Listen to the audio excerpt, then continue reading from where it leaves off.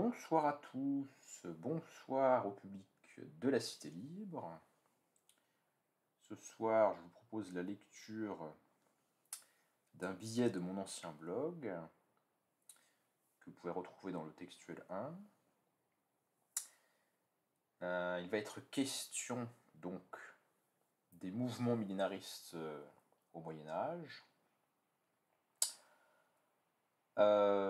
Pour ça, je vais m'appuyer sur l'ouvrage d'un historien britannique qui s'appelle Norman Cohn, qui a écrit un livre en 1957 qui s'appelle Les fanatiques de l'Apocalypse, et dont le sous-titre est Courant millénariste révolutionnaire du XIe au XVIe siècle.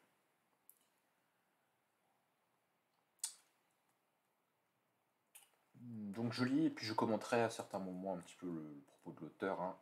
Bien sûr, je lis pas tout le livre, hein, c'est surtout l'introduction et les deux premiers chapitres. Alors, de la fin du XIe siècle jusqu'à la première moitié du XVIe, l'Europe vit à plusieurs reprises les pauvres, désireux d'améliorer leurs conditions de vie, mêler ce désir au rêve chimérique d'un nouveau paradis terrestre, d'un univers libéré de la souffrance et du mal, d'un royaume des saints. L'histoire de ces siècles est bien entendu parsemée de luttes innombrables entre les privilégiés et leurs inférieurs. Soulèvement des villes contre les seigneurs, des artisans contre les négociants capitalistes, des paysans contre les nobles. En règle générale, ces soulèvements ne se proposaient que des objectifs strictement limités: obtention de certains privilèges, abolition de certaines injustices, ou alors il s'agissait d'explosions de fureur destructrices suscitées par la misère pure et simple, et dont la jacquerie constitue un exemple célèbre. Certains soulèvements revêtirent toutefois une portée différente. Le Moyen-Âge avait hérité de l'Antiquité, des Juifs et des chrétiens primitifs, une tradition prophétique qui connut un fantastique regain de vitalité.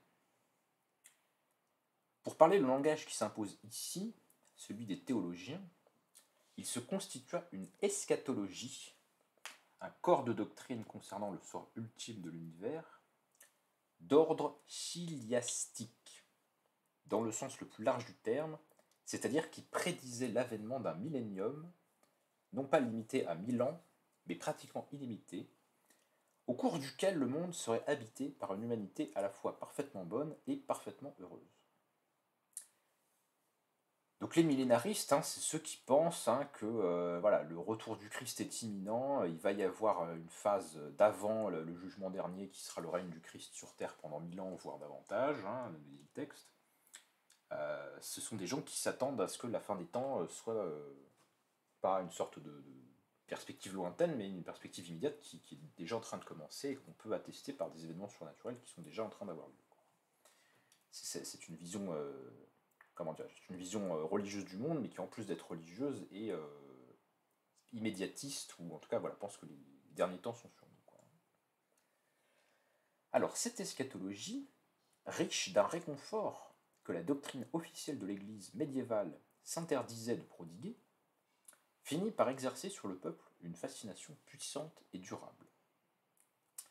Chaque génération s'adonnait, ne fût-ce que temporairement, à l'espoir fébrile de quelque événement subit et miraculeux qui entraînerait la transformation intégrale du monde, ou de quelque prodigieuse lutte finale qui, opposant les cohortes du Christ à celles de l'Antéchrist, constituerait à la fois l'apogée et la justification de l'histoire.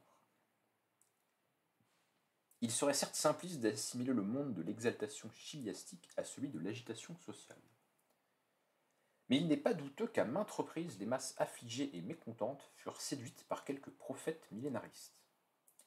Des mouvements se constituaient alors qui, en dépit de leurs proportions réduites et de leur caractère éphémère, nous frappent rétrospectivement par l'analogie qu'ils présentent avec les grands mouvements totalitaires contemporains. Alors là, c'est important de souligner que l'auteur est un Britannique, qui est un pays qui n'est ni marqué par une forte propension au marxisme, ni par une forte propension au fascisme. C'est un pays plutôt qui est resté libéral, on va dire. Et c'est un livre de la guerre froide, c'est un livre de 57. Donc ça a un contexte, si vous voulez, cette réflexion historique. Et pour l'auteur, ce qui est intéressant dans l'étude de ces mouvements millénaristes médiévaux, ils sont intéressants en soi, hein, mais ils permettent d'expliquer, selon l'auteur, des schémas de pensée qu'on retrouve dans les mouvements totalitaires modernes. Des schémas de pensée comme quoi il y aurait une sorte de lutte finale et de fin du monde en cours de réalisation, et ça vise, dans la perspective de l'auteur, à critiquer aussi bien le fascisme que le communisme. Donc il y a une intention de l'auteur de souligner la potentielle irrationalité de ces mouvements modernes par le fait qu'ils ont qu'ils font appel à des schémas de pensée qui en fait sont beaucoup plus archaïques que ça. Alors, donc là il s'explique de pourquoi il fait ce rapprochement. Donc ce rapprochement ne manquera pas de susciter certaines réserves. N'est-ce pas projeter sur une civilisation disparue des préoccupations qui n'appartiennent qu'à notre temps? Point d'interrogation. Je ne le pense pas. Je n'irai certes pas jusqu'à nier dans cet imprévisible kaléidoscope que nous appelons l'histoire que chaque constellation éphémère possède son irréductible spécificité, mais l'histoire des conduites sociales révèle certains schèmes récurrents, dans leurs grandes lignes du moins, et dont les analogies semblent très frappantes. Cela n'apparaît nulle part plus clairement que dans les mouvements de masse éminemment émotionnels qui constituent le sujet de notre étude. On ne compte pas les cas où les gens se groupèrent au sein de mouvements millénaristes d'une sorte ou d'une autre, et ceci à différentes époques de l'histoire, dans bien des régions, et au sein de sociétés fort diverses du point de vue de leurs techniques, de leurs institutions, de leurs valeurs et de leurs croyances. Leur ton allait de l'agressivité la plus outrancière au pacifisme le plus doux. Leur but de la spiritualité la plus éthérée au matérialisme le plus vil. On ne saurait dénombrer ni les différentes représentations du millénium, ni les voies pour y parvenir. Mais les analogies apparaissent autant que les différences, et plus l'on compare les explosions du chiliasme social militant de la deuxième moitié du Moyen-Âge au mouvement totalitaire moderne, plus on est frappé par leur ressemblance. Une tyrannie mondiale va succomber sous peu sous les coups du peuple élu, guidé par une élite infaillible et inspirée. Ce conflit imminent revêtira une importance incomparable et unique, car il permettra de purifier à jamais l'univers du mal qu'il renferme, et mènera l'histoire à sa consommation prévue de toute éternité. Ces chimères n'ont rien perdu de leur pouvoir, dans leur puissance de fascination. Même si les vieux symboles et les slogans d'autrefois ont été remplacés, la structure des rêves fondamentaux n'a pratiquement pas changé. Donc là, c'est intéressant parce qu'on sait que dans l'histoire, par exemple, du mouvement socialiste et communiste des deux derniers siècles, enfin depuis le 19e siècle, il y a des influences qui peuvent être liées au christianisme, il y a certains penseurs chrétiens qui sont à l'origine de certaines doctrines ou de certains mouvements de type socialiste ou communiste, et même chez les socialistes et les communistes qui ne sont pas chrétiens ou inspirés par des idées religieuses, on peut parfois retrouver des schémas de pensée qu'on serait tenté d'associer à une inspiration chrétienne. Par exemple, dans le cas bien connu de Karl Marx, et du marxisme qui a quand même beaucoup influencé les mouvements révolutionnaires des derniers siècles,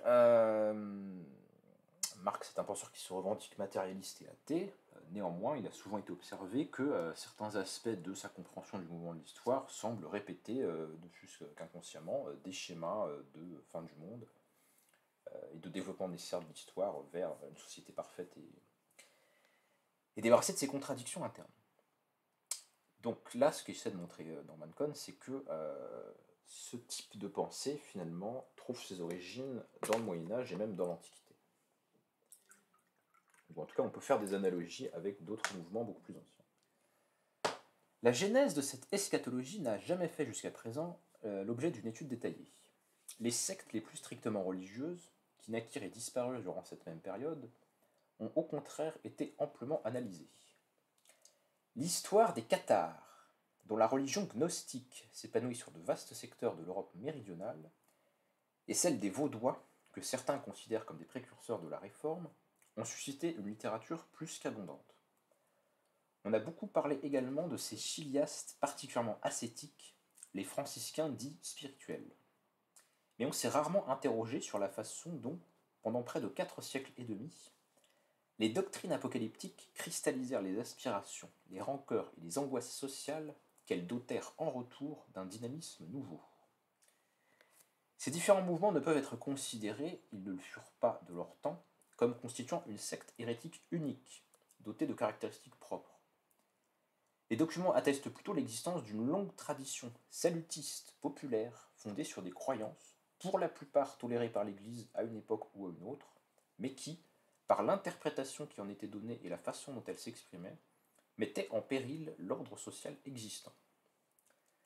Le présent ouvrage se propose, dans la mesure du possible, de suivre l'évolution de cette tradition dans certaines parties de l'Europe du Moyen-Âge. Alors, dans le début de son livre, Norman Cohn va chercher d'où vient cette idéologie, d'où viennent les matériaux qui ont permis à ces mouvements minaristes médiévaux de se créer, en fait. Et donc, il va chercher ça dans l'étude de l'Ancien Testament.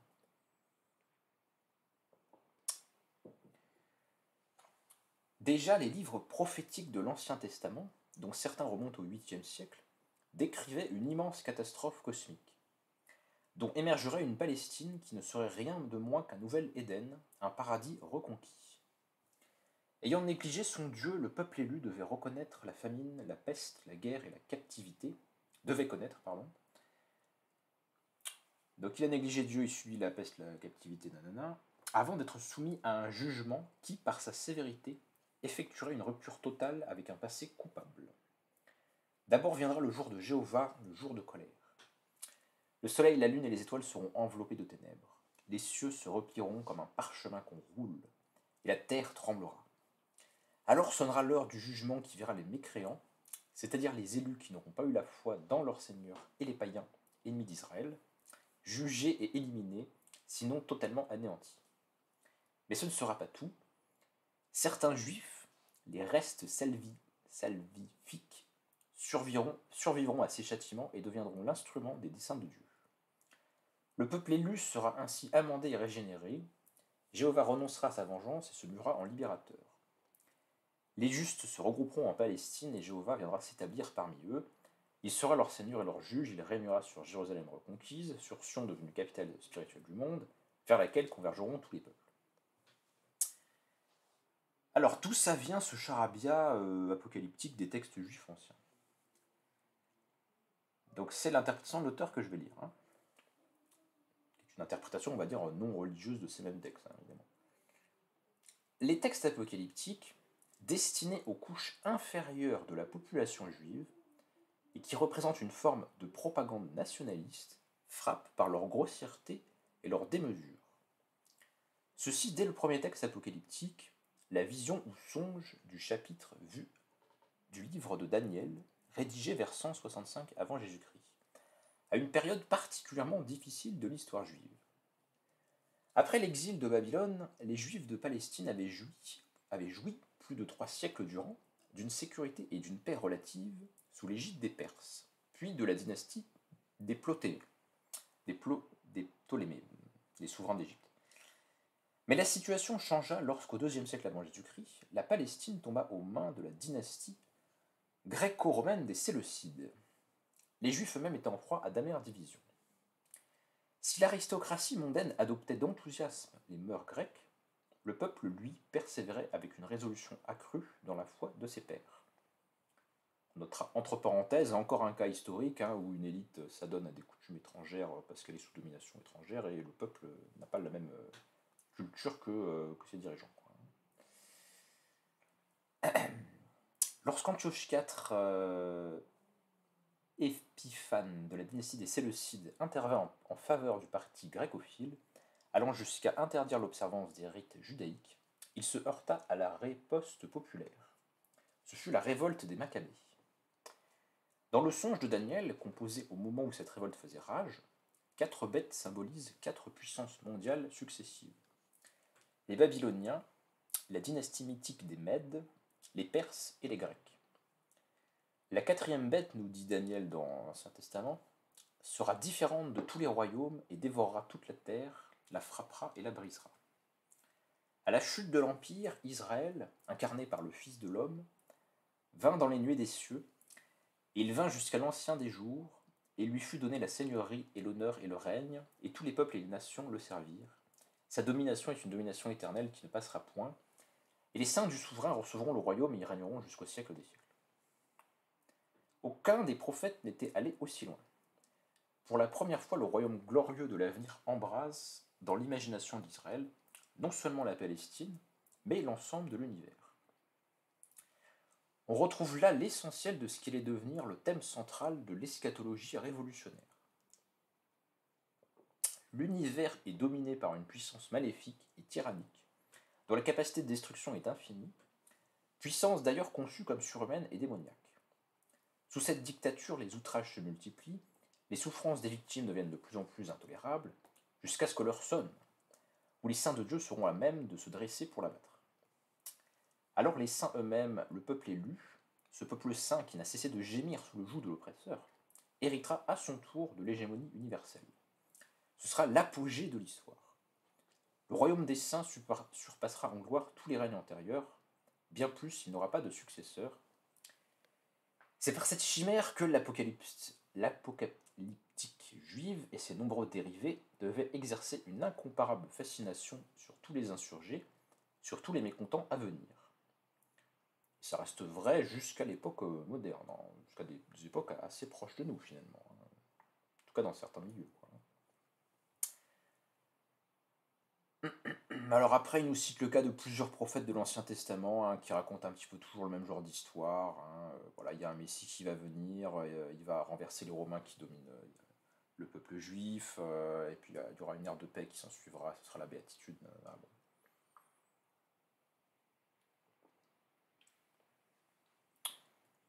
Alors je passe un petit peu sur tous ces prophètes juifs qui racontent un petit peu le même genre d'histoire, donc il faut comprendre que dans ce millénarisme juif, il y a une transposition sur le plan religieux et idéologique de l'attente d'un événement bien concret et matériel, et politique, qui est tout simplement la libération des juifs par rapport à des peuples étrangers. En fait, c'est une traduction en termes religieux et voilés et mythologiques de leurs attentes sociales, en réalité. Alors ça, c'est pour les textes apocalyptiques juifs, et puis après, ça passe chez les chrétiens. Comme les juifs, les chrétiens réagirent contre l'oppression dont ils étaient l'objet, en proclamant avec une vigueur accrue, à la face du monde et d'eux-mêmes, leur foi dans l'imminence de l'ère messianique, qui verrait les torts redressés et les ennemis de Dieu jetés bas. En 156 après Jésus-Christ, un certain Montanus de Phrygie se proclama l'incarnation du Saint-Esprit, de cet esprit de vérité qui, selon le 4e évangile, devait dévoiler les choses à venir. Autour de lui se regroupèrent bientôt un certain nombre d'extatiques qui s'adonnaient généreusement à des expériences visionnaires auxquelles ils attribuaient aveuglément une origine divine et qui constituaient pour eux le 3e testament. Leurs illuminations avaient pour thème l'avènement prochain du royaume. La nouvelle Jérusalem allait descendre des cieux sur la terre, phrygienne, où elle deviendrait le tabernacle des saints. Ils appelaient en conséquence tous les chrétiens à se rendre en Phrygie pour y atteindre la parousie, ou second avènement, dans le jeûne, la prière et les larmes du repentir. Rien n'était aussi propice à l'expansion du montanisme, donc c'est cette forme particulière de doctrine apocalyptique qui vient d'être décrite. Donc rien n'était aussi propice à son expansion que la persécution. C'est toujours très bien d'être persécuté, ça fait des martyrs. Aussi, lorsqu'à partir de 1777, les chrétiens furent l'objet de nouvelles persécutions dans nombre de provinces romaines, le montanisme perdit soudain son caractère local pour se propager non seulement en Asie mineure, mais aussi en Afrique, à Rome et même en Gaule. Tertullien, le plus célèbre théologien occidental de ce temps, se joignit au mouvement montaniste. Bon, après, on nous dit qu'il y a Irénée de Lyon qui transpose ces croyances-là en Gaule, bon.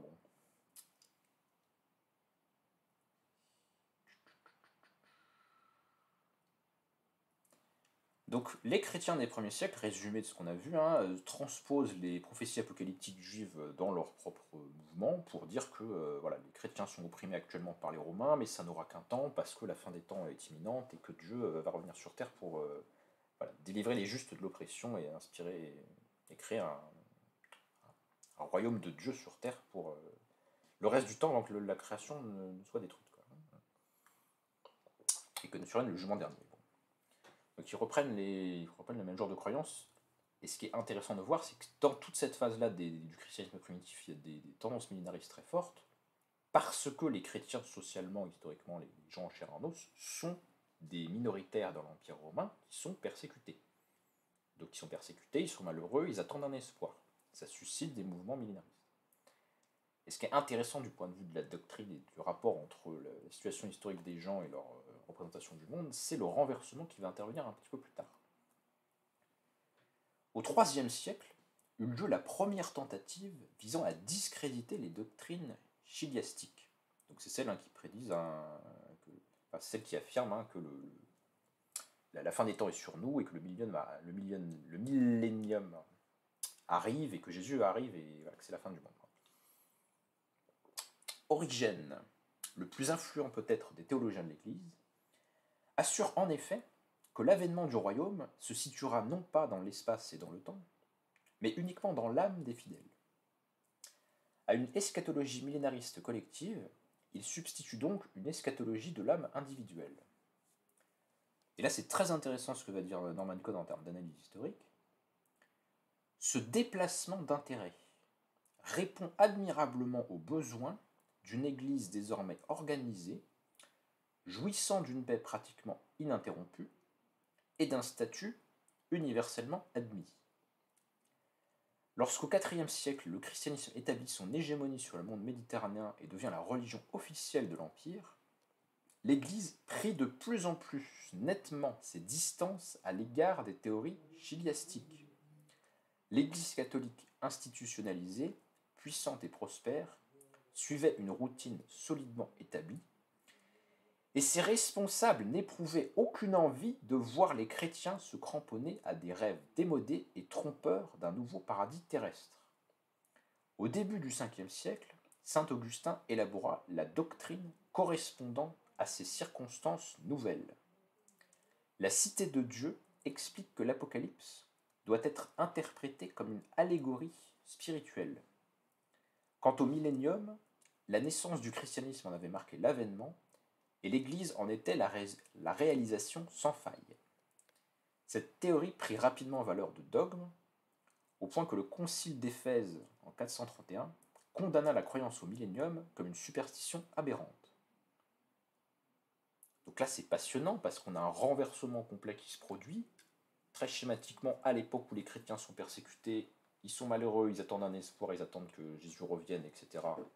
Et donc il y a des mouvements millénaristes à tendance révolutionnaire, qui contestent l'ordre social qui est romain et qui est païen, qui n'est pas du bon côté. Et quand l'Église devient puissante et majoritaire et que ça devient de la religion officielle, soudain les autorités religieuses qui sont établies et qui ont une place sociale privilégiée dans la société, soudain elles veulent plus qu'il y ait d'interprétation millénariste du christianisme. Il ne faut plus que la fin des temps ça soit bientôt parce que ça pourrait les déranger en fait. Donc là on voit très bien le lien entre la position sociale de classe ou en matière de pouvoir qu'occupent les individus et leur manière d'interpréter leur religion. Quand ils sont en minorité et persécutés, ils ont plutôt tendance à une interprétation contestataire, mais quand c'est la religion établie, les autorités en place n'ont pas envie qu'on ait une interprétation qui casse tout, qui bouleverse tout, parce qu'il n'y en a plus besoin en fait. Donc finalement le millénium c'est symbolique, on n'a plus besoin d'interpréter littéralement comme c'était le cas auparavant. Donc ça c'est super intéressant. Mais l'histoire ne s'arrête pas là. Je fais une petite parenthèse, mais sur le fait que le christianisme, une fois institutionnalisé, n'est pas le même christianisme qu'avant. Les premiers chrétiens étaient résolument contre le fait de verser le sang et de participer aux affaires des armées. Par contre, quand l'Église va devenir puissante et s'institutionnaliser dans l'Empire romain, comme par hasard, au bout d'un moment, ça va devenir acceptable de faire la guerre au nom du christianisme. Alors qu'avant, c'était inacceptable. Donc c'est évidemment lié au fait que c'est une puissance sociale qui veut se consolider, se perpétuer et qui n'est plus en position de minorité persécutée. Donc la doctrine chrétienne change en fait à mesure que la situation historique réelle de l'Église se modifie. Ça c'est très intéressant à observer. Donc le millénarisme il aurait pu disparaître à ce moment-là et ne plus renaître, mais en fait ça va réapparaître plus tard. Si les mouvements révolutionnaires d'inspiration plus ou moins eschatologique furent relativement nombreux en Europe au Moyen-Âge, ils furent pourtant loin d'être universels ou continus. Rien ne prouve qu'il s'en soit produit avant les dernières années du XIe siècle, et même par la suite, du moins pour l'Europe du Nord. Seule la vallée du Rhin possède une tradition chiléistique révolutionnaire presque ininterrompue jusqu'au XVIe siècle. Entre parenthèses, c'est pas inintéressant comme espace géographique de nous dire qu'il y a une tradition millénariste enracinée du côté de la vallée du Rhin, parce que au XVIe siècle, qu'est-ce qui s'y passe? C'est la réforme luthérienne. Donc c'est pas inintéressant de penser que ça puisse avoir des liens. Mon problème n'est pas l'histoire religieuse, donc je m'en arrête là. Une tradition marque de la fin du XIe siècle jusqu'au milieu du XVIe l'histoire de certaines régions de l'actuelle Belgique ou du nord de la France, et de certaines parties de l'Allemagne centrale et méridionale, du milieu du XIIIe siècle jusqu'à la Réforme. On la retrouve ensuite en Hollande et en Westphalie. Les régions où les prophéties millénaristes séculaires revêtent soudain une signification nouvelle révolutionnaire et connaissent un regain de vigueur sont celles où l'essor économique est particulièrement rapide et se double d'une forte expansion démographique. Alors c'est intéressant parce qu'on aurait pu se dire ça va être les régions pauvres qui deviennent révolutionnaires, mais pas du tout. Ça se passe dans les régions qui se développent économiquement le plus vite. Donc c'est forcément lié à un changement social important, et c'est quoi le changement social important qui nous fait passer du Moyen-Âge à l'époque moderne? C'est l'essor du mode de production capitaliste en fait. On va passer à d'autres formes d'économie. Alors, le point suivant. Si le dénuement, la misère et l'oppression pouvaient suffire à faire naître un millénarisme révolutionnaire, celui-ci aurait connu un essor considérable dans les rangs de la paysannerie médiévale. Donc ils étaient tous misérables et opprimés. Et ce ne fut que très rarement le cas. Des serfs souvent tentés de prendre la fuite, des efforts réitérés de communautés paysannes pour arracher certaines concessions, des révoltes sporadiques éphémères, tout cela relevait presque du quotidien dans plus d'un domaine seigneurial de l'époque. Toutefois, il est très rare que des paysans, nantis d'une terre, aient consenti à se lancer dans la quête du millénium. S'ils le faisaient, c'est qu'ils se trouvaient entraînés dans un mouvement plus vaste qui avait pris naissance dans des couches sociales très différentes, ou que leur propre mode de vie traditionnel se dégradait, ou encore, et c'était le cas le plus fréquent, pour ces deux raisons ensemble. Le réseau des liens sociaux dans lequel le paysan se trouvait jeté dès sa naissance était si puissant et si solidement ancré qu'il rendait presque impossible tout désarroi radical. La notion même d'un bouleversement social était impensable. Dans une économie uniformément primitive, où personne n'était extrêmement riche, rien ne venait susciter des besoins nouveaux, rien en tout cas ne pouvait inciter à des rêves de puissance ou de faste. Cet état de choses se mit à évoluer à partir du XIe siècle. Plusieurs régions d'Europe bénéficiant d'une paix assez durable pour permettre l'accroissement de la population et l'essor du commerce. Donc vous regardez bien le processus, ça devient révolutionnaire, non pas à mesure que les gens sont encore plus pauvres qu'avant, mais à mesure qu'il y a un écart de richesse qui se crée entre des riches et des pauvres. Alors qu'avant, il n'y avait que des paysans pauvres partout, schématiquement. Donc c'est extrêmement lié au tout début de la naissance, enfin de la genèse plutôt que de la naissance, de tout début de l'enfantement, de la gestation plutôt du mode de production capitaliste. Donc dès le XIe siècle, le nord-est de la France, les Pays-Bas et la vallée du Rhin avaient atteint une densité de population telle que le système agricole traditionnel se relevait incapable d'en assurer la subsistance. Nombre de paysans se mirent à défricher les forêts, les marécages et les franges côtières, ou prirent la route de l'Est pour participer à la grande colonisation allemande des terres slaves. Ces pionniers eurent généralement la vie plus facile. Restaient de nombreux paysans sans terre, ou que leur lopin ne suffisait pas à nourrir, il leur fallait donc se débrouiller tant bien que mal.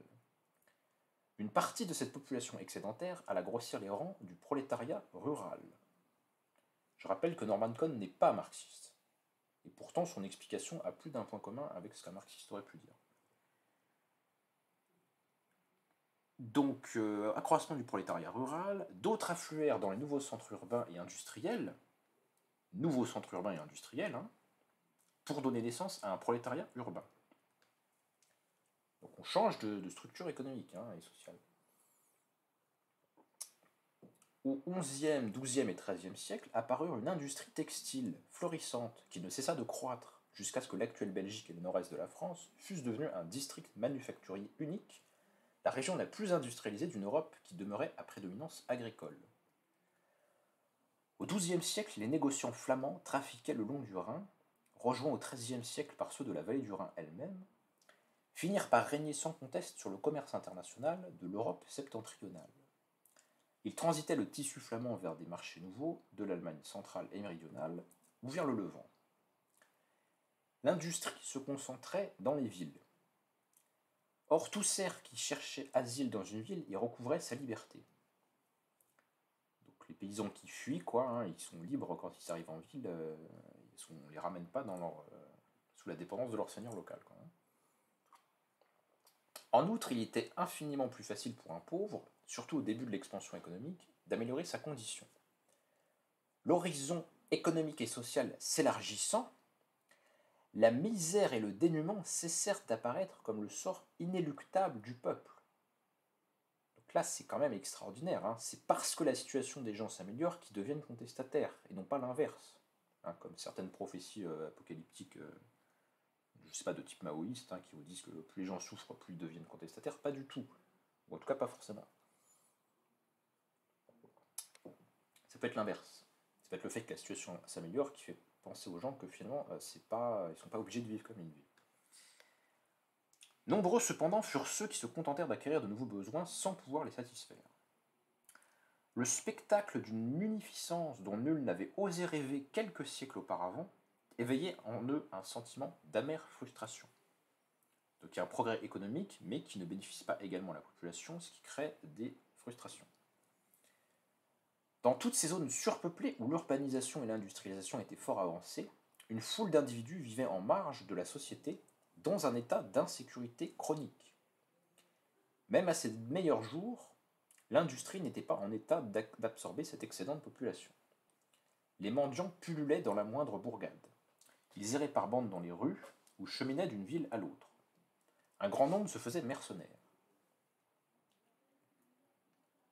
Le prolétariat urbain ou rural, paysans déshérités ou incapables de survenir à leurs propres besoins, mendiants, vagabonds, journaliers et manœuvres, chômeurs et ouvriers menacés de chômage, tous ceux qui, pour une raison ou une autre, ne pouvaient parvenir à un statut stable et reconnu, vivaient dans un état de frustration et d'anxiété perpétuelle qui en faisait l'élément le plus instable et le plus impulsif de la société médiévale.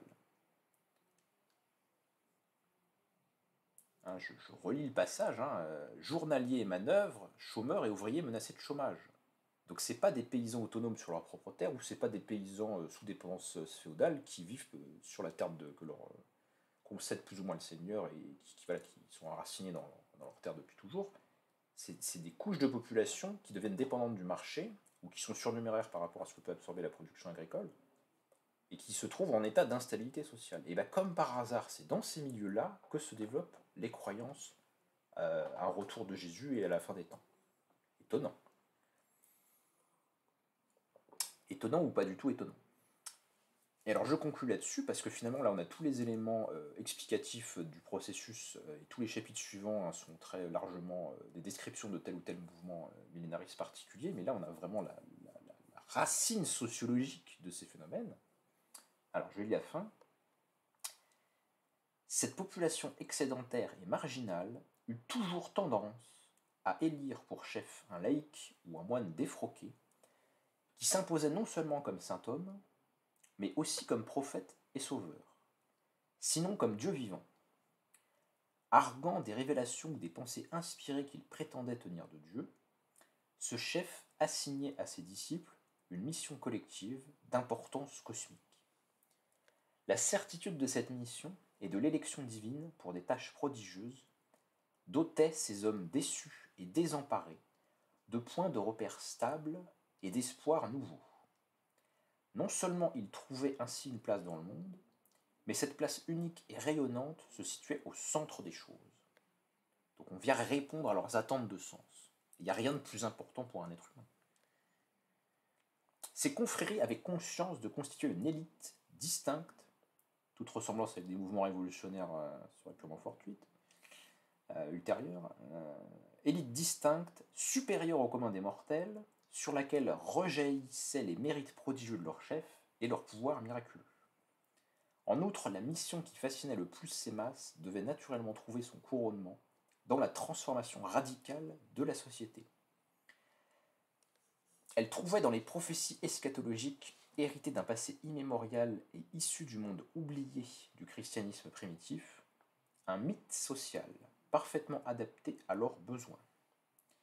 Ces hommes éprouvaient le besoin pressant de frapper l'infidèle afin de redonner corps, par la souffrance infligée aussi bien que subie, à ce royaume ultime où les saints assemblés autour de la grande figure protectrice de leur Messie jouiraient d'une richesse, d'un confort, d'une sécurité et d'une puissance éternelle.